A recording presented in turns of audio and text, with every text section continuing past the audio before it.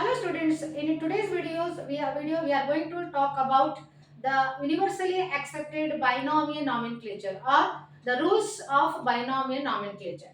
So there are 4 to 5 rules given by the scientific that is the name of binomial nomenclature given by Carlos Linnaeus. So according to Carlos Linnaeus, these are the 5 rules one must follow for naming the organisms. So let us see first one, the character or the rules of a binomial nomenclature.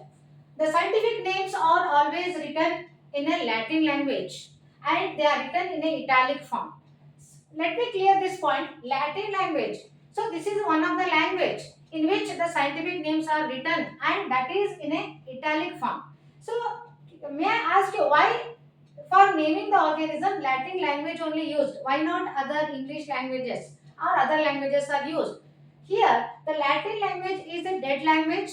Here, the italic form on it is written, and the language is not going to change. So, hence, it is a dead language. So, we prefer Latin language only. Next, the second rule of binomial nomenclature. As you know, in the scientific names, there are 2 words. The scientific names are composed of 2 major components. The first component is called as genus. Other second component is called species. So let us see first second character. The first word in biological name. Since we know that there are 2 words, 2 components of a scientific name. The first represent genus and the second represent species or specific epithet. Remember this word. So scientific names have already 2 words. Among them, first word represents genus, second word represents species or specific epithet. Third, biological name. See, biological names are written in 2 different forms. When it is written in a handwritten, when the scientific names or biological names are written in a handwritten form, and they should be hand and underlined separately. So I have underlined these two, and Menschera indica. These two are separately. We have to underline them.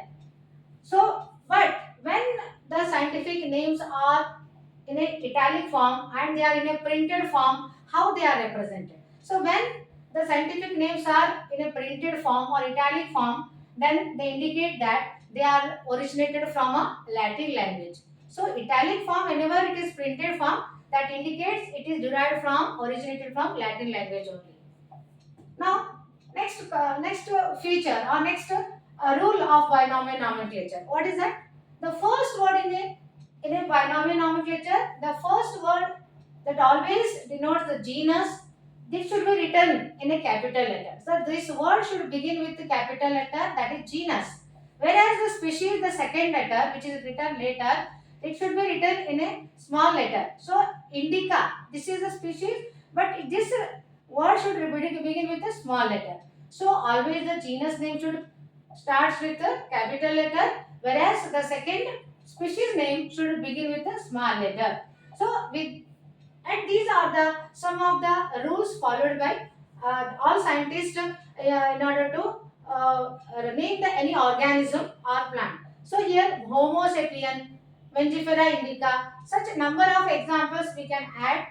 And there is last and final one more what you call rule of a binomial nomenclature.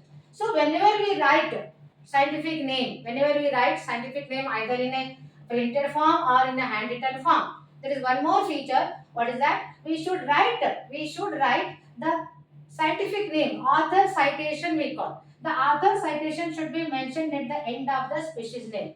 Take for example, Carlos Linnaeus has described this, or he has investigated this plant, and his his name should be written at the end of the species name. So, Mangifera indica Lin. Lin stands for Linnaeus.